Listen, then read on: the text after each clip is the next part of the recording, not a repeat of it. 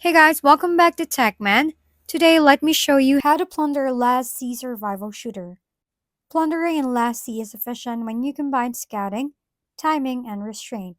First, unlock higher level features and use the world map to search for inactive players, no shield sparse defense, or active event trucks. These are prime looting targets. Scout targets carefully to compare power and troop composition. Never attack a stronger base. For cleaner raids, use a no damage rally technique. Set up a rally on a target HQ with reserving fuel and troops.